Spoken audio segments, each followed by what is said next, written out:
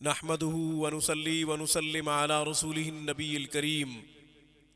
ناظرین، روحانی کلینک کی طرف سے السلام علیکم ورحمۃ اللہ وبرکاتہ۔ ناظرین، آج کی گفتگو میں پریشانیوں سے، مصائب سے نجات کا ایک خوبصورت نورانی روحانی عمل آپ کی خدمت میں پیش کرنے کی سعادت حاصل کرتے ہیں۔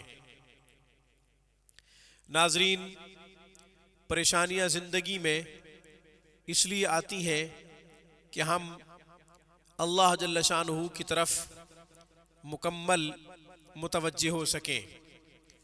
کامل رجوع اللہ کے لیے پریشانیوں کا آنا حکیمانہ انداز ہے۔ اللہ تبارک و تعالیٰ کا یہ انداز انسان کو متوجہ کرنے کے لیے حکیمانہ ہے۔ اس سے پہلے کہ عمل اور اس کا طریقہ عرض کروں، ہمارے چینل روحانی کلینک کو سبسکرائب کیجئے۔ ہماری تمام ویڈیوز کی اپڈیٹ حاصل کرنے کے لیے گھنٹی کے بٹن کو دبا دیجئے تاکہ ہماری ہر آنے والی نئی ویڈیو کا نوٹیفیکیشن سب سے پہلے آپ کو ملے۔ انفرادی طور پر گھر بیٹھے آن لائن اسلامی تعلیمات سیکھنا چاہیں، قرآن کریم تجوید سے پڑھنا چاہیں تو روح القرآن آن لائن انسٹیٹیوٹ جوائن کیجئے۔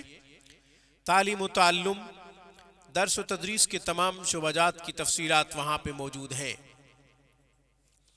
ناظرین، جیسا کہ شروع میں عرض کیا ہے، آج کا ہمارا عمل پریشانیوں سے نجات کے لیے ہے، مصیبتوں سے نجات کے لیے، مصائب سے چھٹکارے کے لیے ہے۔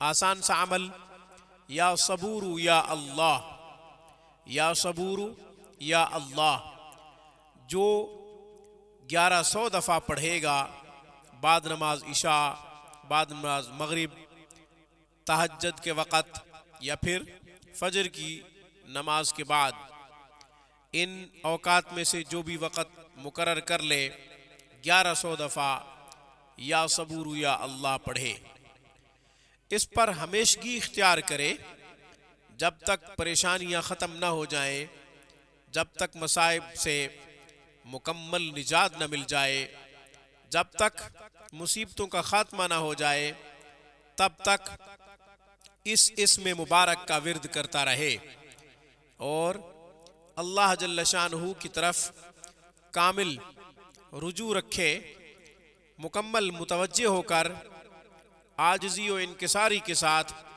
یا صبور یا اللہ کا ورد کرتا رہے، روزانہ کا معمول بنا لے۔ انشاءاللہ زندگی مسرتوں، خوشیوں سے آراستہ ہو جائے گی، پریشانیاں دور ہو جائیں گی، مصائب سے چھٹکارا مل جائے گا۔